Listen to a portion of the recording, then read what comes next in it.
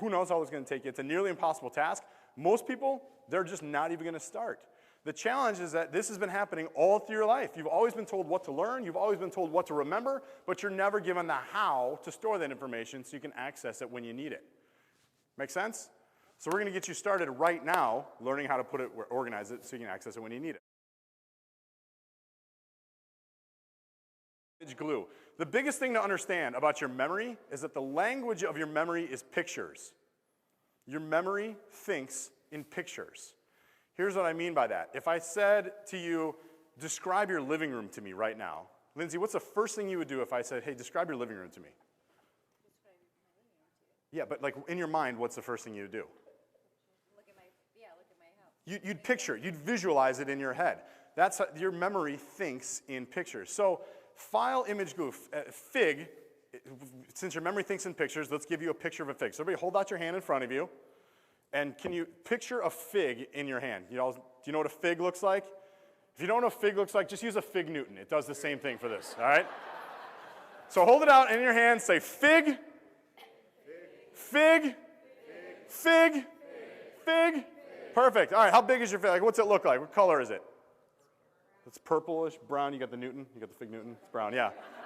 It's got this weird gelatinous middle. All right, so everybody, everybody stand up.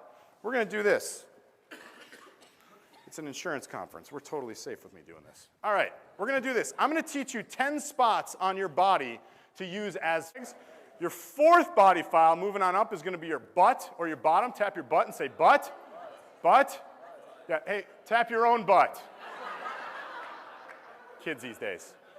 4 is your butt. Butt, yeah. You can use bottom if you're offended by butt or bottom.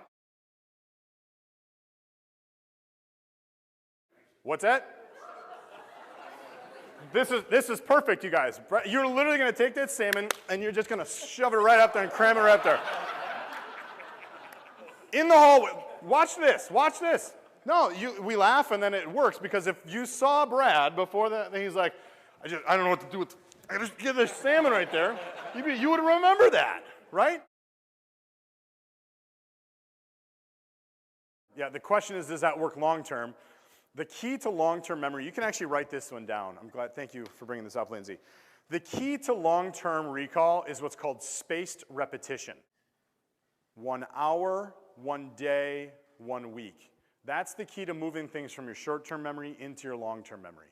We talked about, think about if you meet a bunch of people at a networking event, if you can call them by name when you're leaving, that automatically is like that 1 hour review because most networking events are about an hour.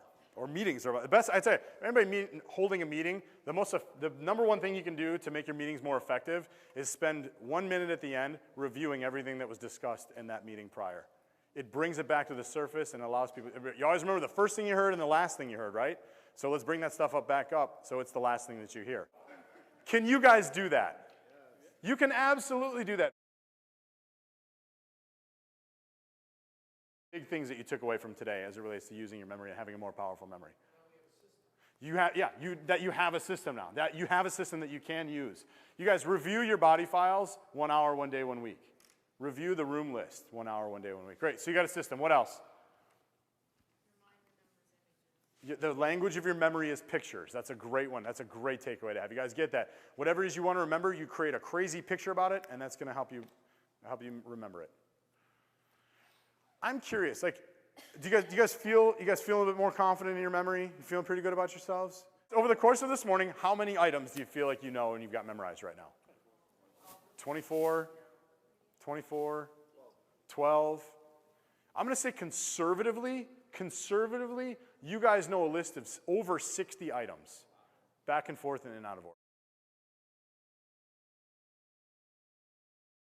The beauty in life is you always have the choice to do what you want to do. You got the choice to chase things down. You got the choice to let things flow by. The quality of your life is always dictated by the quality of the choices that you make. So I encourage you guys to make good choices for yourselves.